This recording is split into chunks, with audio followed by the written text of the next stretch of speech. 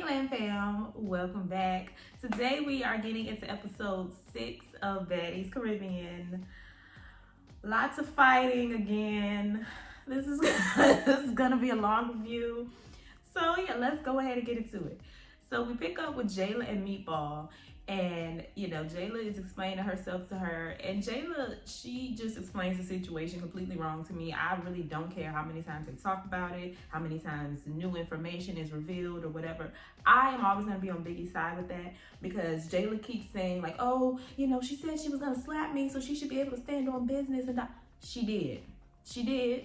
Y'all fought 4 times about it. Y'all fought 4 times that day. It should have been over. And according to Biggie, on her, y'all know she does her reviews on her channel. According to her, after they fought at the restaurant, her and Jayla talked about it, and she apologized for hitting Jayla in her eye, and Jayla apologized to her for leaving the knot. So when Jayla is coming at her when they get to the house, and like most of us believe, she was just showing off in front of the twins. But when she was doing all of that, that's why Biggie was confused, because they had already talked about it. So that just proves my point, and that's why I'm not changing my stance on this. Jayla bullied her, she did too much, and she was showing off for the twins, and my stance will never change. However, when Jayla told the story to Meatball, she didn't really explain it like that. So Meatball was kind of like, okay, I see where you're coming from. So then Dia decides to step in and say she doesn't like when people don't mind their business. Did you not mind your business right now by inserting yourself in this situation? Did you insert yourself in a Gretchen situation? Did you insert yourself in a bunch of situations? Every fault you got in was you inserting yourself in a situation. So what are you talking about? So then they start talking about Meatball and Tinka, and I had no idea they were this close. But that does not last long. I think they do end up falling out, and we'll see why. They move on to the replacements. The replacements are turning up. They're still excited to hopefully make it in the house. Then we move on to Diamond and Tinka, and they are still going at it. And Tinka keeps calling Diamond a monkey and a gorilla, and it's just like, okay, now you're going too far. You had to go do something and adjust your skin because you didn't like it. You don't get to talk about Diamond, who is proud of her skin and is walking around as herself and is not trying to alter her skin anyway. You don't get to talk about her. And then furthermore, using monkey and gorilla, like, can we just get rid of that insult, period? Y'all be trying to say, oh, it's not colorist, she really do look like a monkey, she really do like... Diamond don't look like that to me. Like, if it was somebody who actually looked like that, I could understand, but Diamond does not look like a monkey or a gorilla. So it's just like, it's really anti-black. It's really showing how much of a self-hater she is, because as a black woman, that's just not something you would want to call another black woman. And I feel like at that point, Diamond was kind of like, okay, this is just going a little too far. Okay, yes, I snuck you at the auditions, but you're just really upset, but you just not letting this go. Like, I didn't mean to make you that mad, girl. Let me just apologize. I personally would not have done that. She got on her knees and all. I apologize. I should have never pulled back your up. leg. I want to hang out with you, but I don't want no problem. I don't no want problem. it to be... I'm just not going to talk to you. Absolutely. You can grab my ass cheeks. Okay. I don't know if she was just trying to be funny, but I just wouldn't have done that. But yeah, she apologizes to Tinka, and they made up for now. Oh, and her confessional look was really cute. Diamonds with the blue. I'm really liking all of the confessionals this season. Like, their hair, their makeup is given. That's why I hate the intros so much, because they could have done better with that. So then we go over to Aubrey's group, and Aubrey just don't really see it for Bianca. So now Bianca over here talking about she a billionaire. I mean, her man is a billionaire, excuse me. And Aubrey is like, girl, My nigga's a millionaire. I gotta Girl, how many times are you gonna say that? You would not be here if your man was a millionaire. Oh, He's lying to you. He's definitely not Your man's lying to you, his but don't artist try to just, fight me. His artist just went gold. They No, got the number baby, one that record. does not equal money. Yes, it does, because they got a $3 million deal. I mean, just clocking her. Yeah, Bianca, girl, your man is lying to you. So they get to the top of the hill, child. And this is where it goes down. Natalie, Natalie. Does anyone have any issues that they want to get out? Because we can't keep going on like this. We have appearances, we have clubs. We can't keep fighting. So is there anything anyone wants to get out before we move forward? Y'all know how Natalie is. So Diamond calls out Slim and Dia because they automatically took Tinka's side and they were kind of coming at Diamond. And I agree. The way they just picked sides like that was crazy. But they just seem to be followers this season. And they said, well, since we don't agree with what you did with Tinka, until you and Tinka get cool, we not cool. Which I understand. But they just got cool. Like, they just made up. So to be re-arguing about this situation when they had literally just made up before they got to the top of the hill was crazy. So both sides are kind of valid to me, but Diamond's side is a little bit more valid because, A, we just made up. So you say you ain't gonna be cool till we cool. So we should be cool. B, you keep talking about how you hate when people insert themselves in other people's business, but that's all you've been doing. So I am more on Diamond's side. And then Tinka, this is where she really started annoying me. Tinka wanted to fight again because she feels like the argument is about her. It is about her, but like it wasn't at the same time. Like, they wasn't really talking about you. Slim and Dia wanted to fight for you, and Diamond was just calling them out like, girl, mind your business. Why do you want to fight for another grown woman? So I don't understand why that got Tinka so upset to the point where she wanted to fight Diamond again, but it went down. She fought Slim first. Diamond was just taking them all back to back to back to back. She fights Slim first because Slim kind of rushed her. That's all Slim seems to do. And okay, you rushed her, you don't really get no points for that. Then she fights Tinka again, and Diamond puts Tinka in the headlock again. Then they fight again, and Tinka does something really weird. I think she was trying to slam Diamond. I don't know. It's like she went straight for her feet or her legs or whatever. And, it didn't really work. So Diamond was just like punching her in the back of her head. And at this point, I was kind of starting to realize, Tinka really can't fight like that. They square up again. Diamond put her in the headlock again. And just to be clear, like, their fights are very weak on both ends. Like, neither one of them be throwing punches like that. They be, slamming the headlock and all of that. But at this point, I kind of realized Tinka really don't be like throwing punches at all. When they first fought, when they first got in the house, I think I was just more so focused on Diamond because everybody knew Diamond. Everybody was talking about Diamond from Now That's TV. They was like, oh, she put girls in the headlock, she do this, she fight. So I was more focused on Diamond, and I was a little bit disappointed because I felt like y'all was overhyping her a little bit. And plus, I kind of agree. She started with Tinka, she was rightfully getting trolled.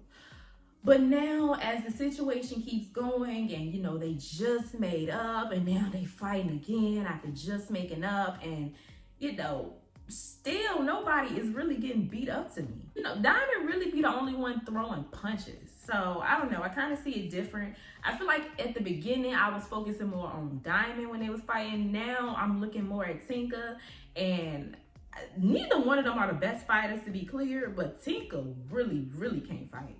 So yeah, this episode kind of made me realize some things, but she's still okay with me. She's still all right with me, I guess. Then Dia runs up on Diamond, and I think this is the round where Dia ran up, but she did like a whole 360. Like, I don't know how that even possibly happens in a fight, but Dia is just so embarrassing. I mean, Diamond is really taking them back to back to back to back. Like, Diamond, she did her big one, and nobody is beating her up. So yeah, Diamond, you did your big one this episode. I don't know. I wrote this wrong, so I really don't know what happened in this situation. Kiva calls out Meatball because Kiva tried to jump in her and Meatball's fight, and Tinka jumped in and defended Tinka. I don't know what I was writing. I don't know what I was trying to say. But basically, Kiva was fighting somebody and Meatball jumped in it. And Kiva wanted, no wait, what was it? What the heck was going on? No, I think Kiva was fighting Meatball and Tinka jumped. Something happened. I can't remember, and I didn't write it right in my notes at all. So yeah, something happened. Either way, ended up getting to Kiva and Tinka, And Kiva was calling Tinka out like she need her lick back. You know, she was like, look, I need my lick back. We can fight. After we do that, we good. You know, I don't want no problems. I don't want to carry it on. I just want my lick back, and that's it. I ain't gonna lie, I want my lick back. We can hug it out after. All right, let's do it. Okay, cool. So, I mean, and Tinka was cool with that. And they fought. You know, Kiva beat her up. And they really did hug after that. And I respected that. You know, Kiva was like, look, I don't want to make this a big deal. I just really want my lick back, and that's it. And then Meatball was kind of mad that they made up. I don't know why she was mad. They made it clear at the beginning of the fight that once we done fighting, that's the end of that. We dropping it. So I don't know why Meatball was so upset. Dia then steps to Nunu. Child, Dia. I really do like Dia's persistence, though. I will say that. Oh, man, the sun coming out. So anyway, as I was saying, Dia, she steps up to Gretchen. I mean, not Gretchen. She steps up to Nunu. She bold. Dia is bold. I will give her that. She steps to Nunu because Nunu jumped in her and Gretchen's fight, which is very valid. Because Nunu had no business jumping in that. You know, Nunu went, look, it's not personal. I just fought you for your spot, and it is what it is. Do you want your lick back? Do you want to fight or what? And Dia, Dia goes, I'd like my lick back. I like my lick back. All right, hold on, wait. And bruh, then they fight. And no shade, but Dia, you most definitely did not get your lick back, baby.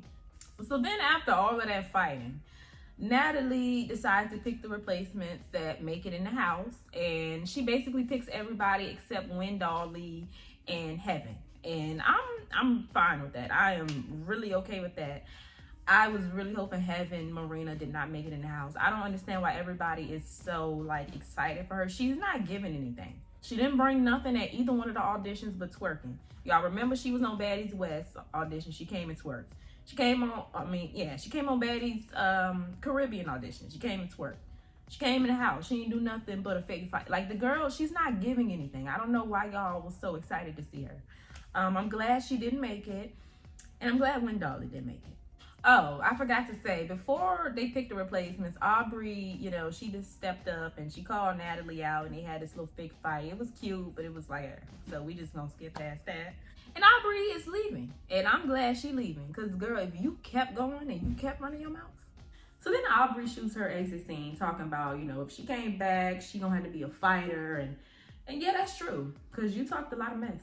And I think she's scrappy. You know, she's been in a girl group, so she can definitely defend herself. But I just don't think she can fight. Like, she would have been getting tossed around here like Dia. I think she would have been like Dia. You know, not scared to fight nobody, but not winning no fights. Then Mariah, Tommy, Tasiki, Biggie, and Callie go out to dinner.